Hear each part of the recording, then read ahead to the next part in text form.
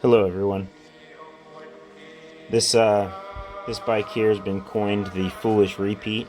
I owned a bike just like this one. It was my first Harley Davidson.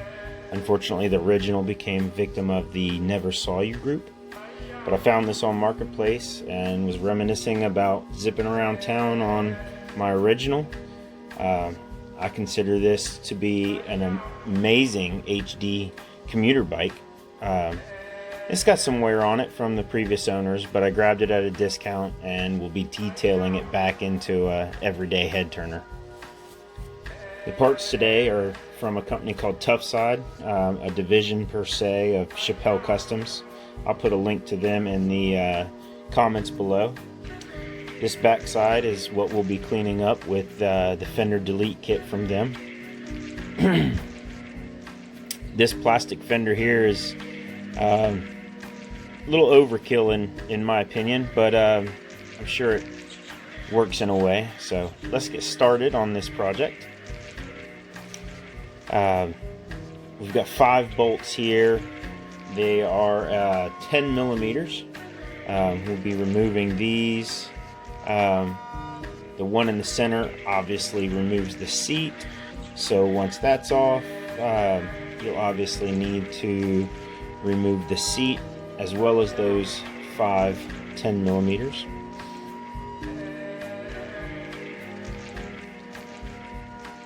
The 4 13 millimeter black bolts that you can see that run through the frame, they would be next, but since I don't have a tripod today and I'm recording myself, I'm going to remove these 13 millimeter bolts from the signals to help me not have that plastic flopping around.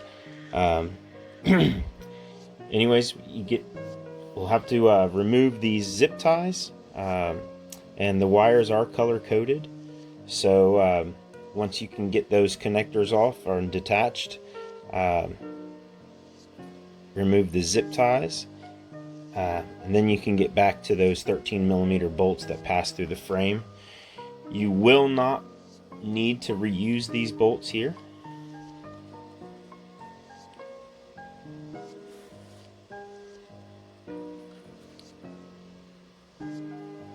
Once those are out, the plastic fender will drop down away from the bike, and here we see the underside of that fender.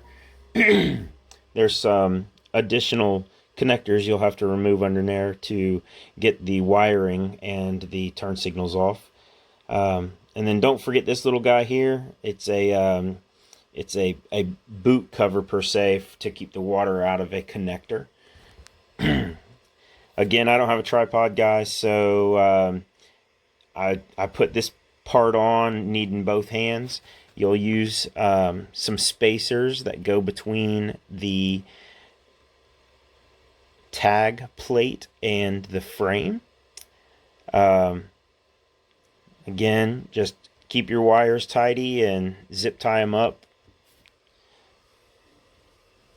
Tuffside even includes some additional spacers. I've utilized these spacers here, and I'll put the metal fender back on and show you that how these spacers here keep the rear metal fender from pushing down into the plastic of the rear taillight.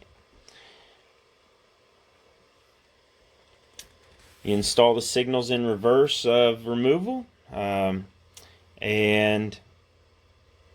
as you can see, it really cleans everything up, accentuates that metal fender, accentuates the rear tire, and just looks great in my opinion. This is how this bike was meant to be designed.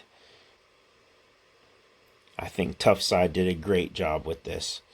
So guys, if you like this video, please like it and subscribe. Thank you Tuffside for keeping making